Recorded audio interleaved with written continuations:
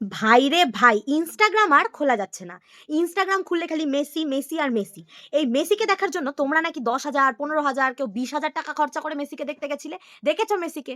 আর তোমরা এই ভরসা রেখেছিলে ওই মানুষটার উপরে, এই ম্যানেজমেন্টের উপরে। আমাদের পশ্চিমবঙ্গতে দাঁড়িয়ে তোমরা এত স্বপ্ন দেখো কি করে? আমি তো এটাই বুঝে পাই না। আর মানুষের অবস্থাটা তোমরা একটু এই ভিডিওতেই দেখতে পাবে যে কি অবস্থা মানুষের। আমি এইখানে দাঁড়িয়ে ২০০ টাকা দিয়ে একটা সোয়েটার কেনার আগে ভাবি। আর তোমরা এই পাগলামোটা করলা কি করে? কি করে করলা এই পাগলামোটা? ১০,০০০ টাকা দিয়ে মেসিকে দেখতে গেছো। তার উপরে আমাদের পশ্চিমবঙ্গতে দাঁড়িয়ে এত ভরসা করে এত টাকার টিকিট কেটেছো। কার উপরে ভরসাটা করেছিলে? আর এখন দাবিটাই কার উপরে জানাচ্ছ? জানো না এখানে কোনো কিছুর কোনো বিচার হয় না? আর সেইখানে দাঁড়িয়ে তোমরা এত স্বপ্ন দেখছো।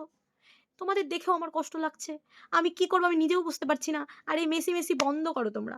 বন্ধ করো। তোমরা কোনো টাকা ফেরত পাবে না। তোমরা কিচ্ছু ফেরত পাবে না। আমি একটাই কথা বলব। আমার ছোট মুখে হয়তো বড় কথা বলা হয়ে যাবে। এই রাজ্যে দাঁড়িয়ে এত স্বপ্ন দেখো না। এত স্বপ্ন দেখা আমাদের জন্য না। এইটুকু আমাদের বুঝতে হবে। আর তোমরা যেই জিনিসটা করছো আর যে জিনিসটা ভাবছো, ভেবে তোমরা চলে যাচ্ছ হুটহাট করে ডিসিশন নিয়ে। এই হুটহাট ডিসিশনের জন্য আজকে আমাদের রাজ্যের এই পরিস্থিতি। তো তোমরা আগে ভাবো, তারপরে কোথাও কোনো জায়গায় ইনভেস্ট করো।